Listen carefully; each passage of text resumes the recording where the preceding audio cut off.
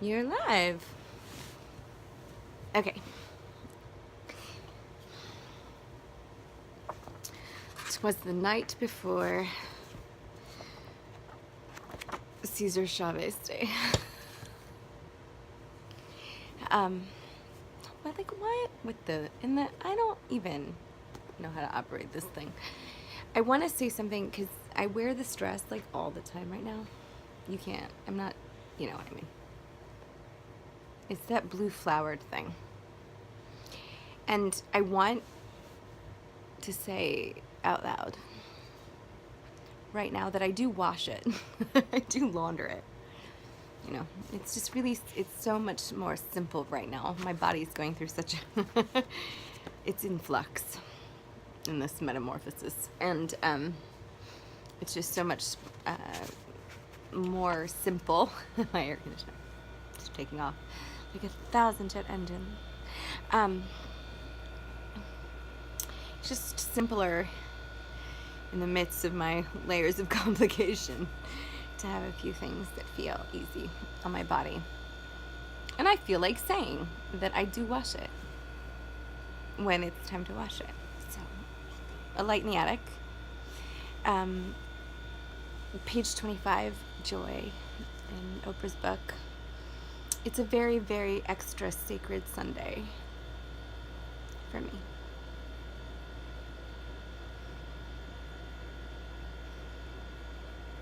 Hard-earned after a couple of days of,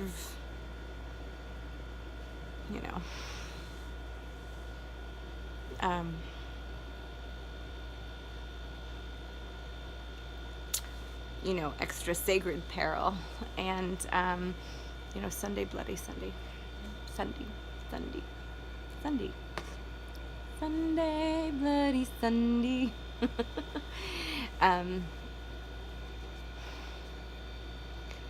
It's, I still feel very impatient right now. And I think that's quite right, but it's a day full of joy, and it's very holy. Extra special holy right now. So let's see what happens in joy of what I know for sure on page 25 and where we begin here. Uh-oh. I love building a fire in the fireplace.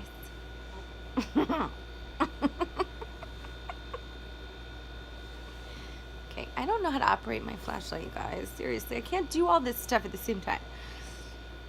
Read and aim and fire. What a sense of accomplishment it is to stack the wood exactly right, pyramid style. And have the flame shoot up without using a starter log. I don't know why that's so rewarding for me, but it is. As a young girl, I dreamed of being a Girl Scout, but could never afford the uniform.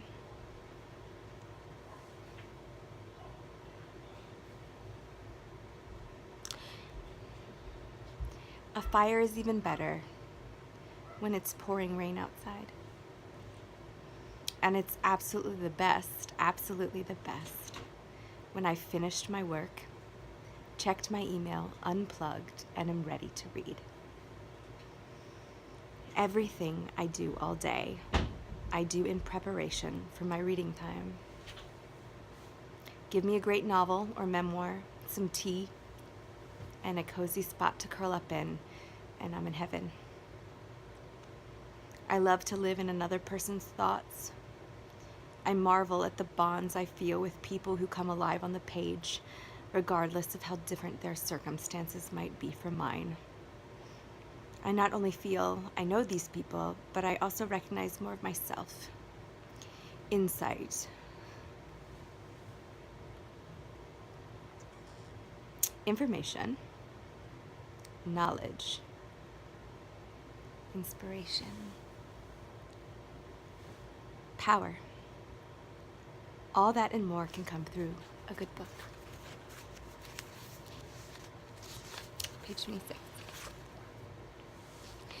I can't imagine where I'd be or who I would be without the essential tool of reading. I for sure wouldn't have gotten my first job in radio at the age of 16. I was touring the radio station, WVOL, in Nashville when when the DJ asked, "Do you want to hear how your voice sounds on tape?" and handed me a piece of news copy and a microphone. Oh my gosh. "You ought to hear this girl," he exclaimed to his boss. There began my broadcasting career. Shortly thereafter, the station hired me to read the news on air. After years of reciting poetry to whomever would listen, and reading everything I could get my hands on, someone was going to pay me to do what I loved: read out loud. Oh my God.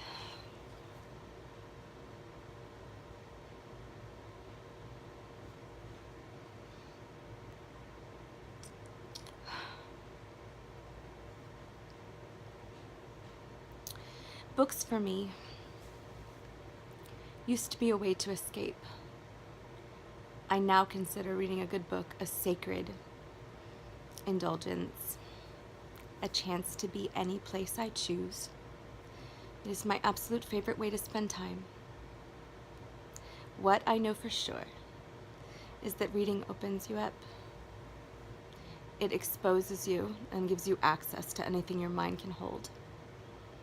What I love most about reading, it gives you the ability to reach higher ground and keep climbing. This is church. Okay. 27, page 27. My primary and most essential goal in life is to remain connected to the world of spirit. Everything else will take care of itself. This I know for sure. And my number one spiritual practice is trying to live in the present moment. To resist projecting into the future or lamenting past mistakes. To feel the real power of now. That, my friends, is the secret to a joyful life. If everybody remembered to live this way, as children do when they first arrive on this planet, it's what we hardened souls call innocence. We transform the world. Playing. Laughing. Feeling joy.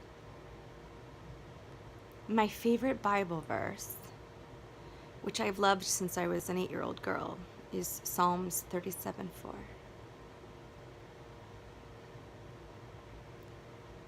Delight thyself in the Lord, and he will give you the desires of your heart. This has been my mantra all through my experience.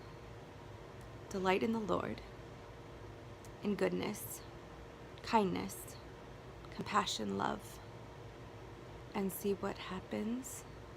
I dare you.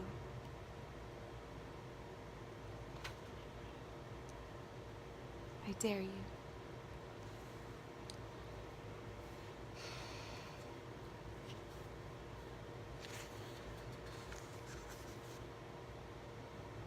Resilience, just maybe a couple more pages, maybe to 33, maybe to 34.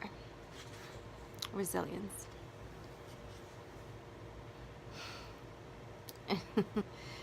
As I light myself so handmaidenly. Barns burned down, now I can see the moon.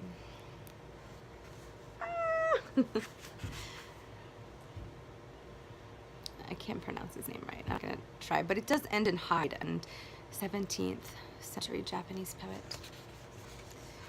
Okay, here we go. Resilience, a couple pages.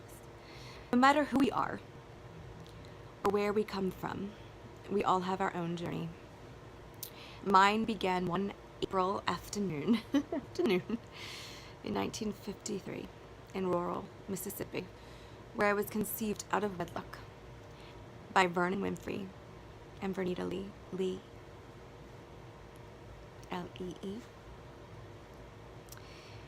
Their one-time union that day, not at all a romance, brought about an unwanted pregnancy, and my mother concealed her condition until the day I was born.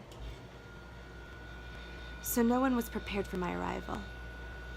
There were no baby showers, none of the anticipation or delight that I see in the faces of expectant friends rub their swollen stomachs with reverence. My birth was marked by regret, hiding, shame. When the author and counselor John Bradshaw, who pioneered the concept of the inner child, appeared on the Oprah Winfrey Show in 1991, I would have been 12 then? 1989, I was 10. I would have been 12?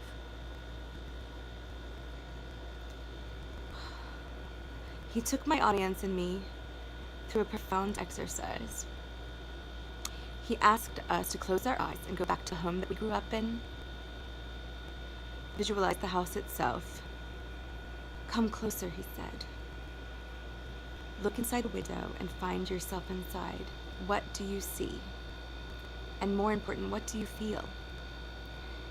For me, it was an overwhelmingly sad yet powerful exercise. What I felt at almost every stage of my development was lonely. Not alone, because there were always people around, but I knew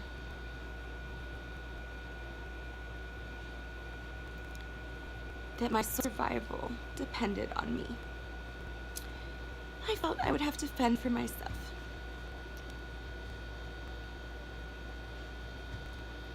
My goodness. As a girl, I used to love when company would come to my grandmother's house after church. When they left, I dreaded being alone with my grandfather, who was senile, and my grandmother, who was often exhausted and impatient. I was the only child for miles around, so I had to learn to be with myself. I invented new ways to be solitary. I had books and homemade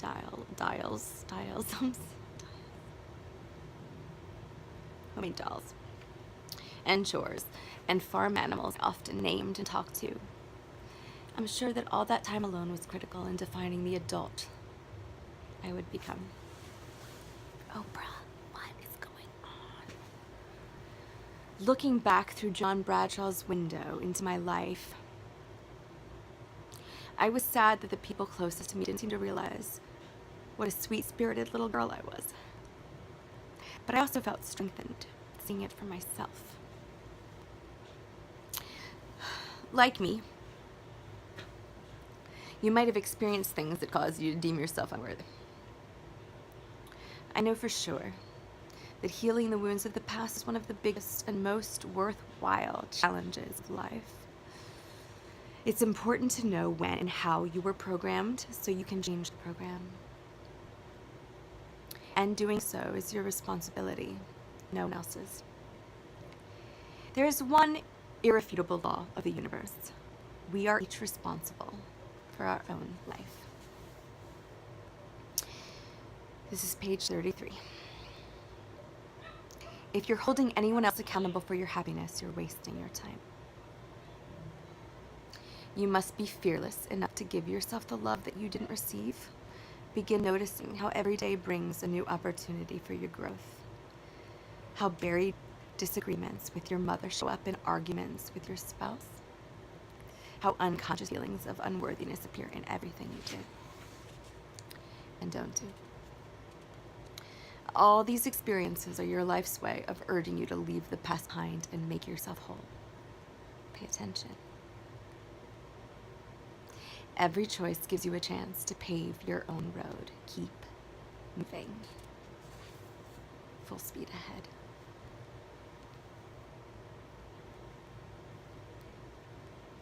Was the night before Caesar Chavez, and all through the house, all the creatures were stirring, especially the mouse. Sacred Sunday, 3/31.